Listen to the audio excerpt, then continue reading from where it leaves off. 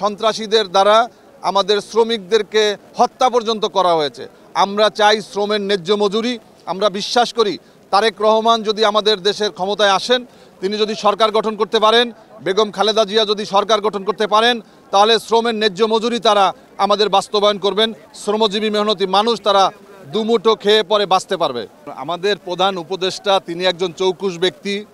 Doctor Mohammad ইউনূসের একটা বক্তব্যের মধ্য দিয়ে ভারতকে বার্তা দেওয়া হয়েছে। ডক্টর মোহাম্মদ ইউনূসকে বলা হয়েছিল যে আমরা পূর্ব সরকারের মতো আপনার সাথে সম্পর্ক করতে চাই। তিনি বলেছিলেন তাহলে সেই পূর্ব সরকার কি দরকার হবে।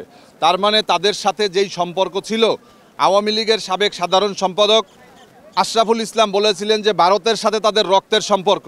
আমরা এই সরকারকে দেখতে চাই না যে ভারতের সাথে রক্তের সম্পর্কের মতো নিজেদেরকে বিলিয়ে দেখ।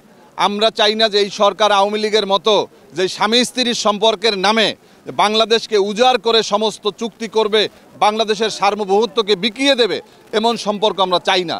আপনারা দেখেছেন যে এই সরকারটি মাত্র 4 মাস হয় ক্ষমতায় আছে, যার কারণে এই 4 মাস, এবং এটা কোনো দলীয় সরকার নয়, এটা বাংলাদেশের কোনো রাজনৈতিক শক্তি, কিন্তু আমরা সবাই তার সাথে আছি, বাট নির্দিষ্ট কোনো রাজনৈতিক দলের এরা নয়।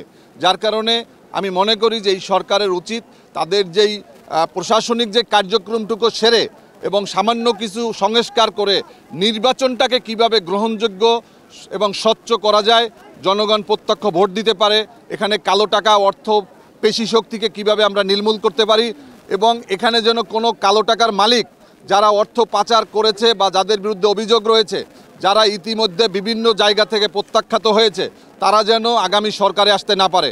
আগামী সরকারের যে পার্লামেন্ট হবে এটা যেন কোটিপতিদের ক্লাবে পরিণত না হয়। আমরা এই জন্য বারবার রাজনৈতিক দলগুলো বলতেছি যে আপনারা সুনির্দিষ্টভাবে রোডম্যাপ প্রণয়ন করুন। আপনারা কতদিন পরে নির্বাচন দিবেন এটা জাতির সামনে আপনাদেরকে উপস্থাপন করতে হবে।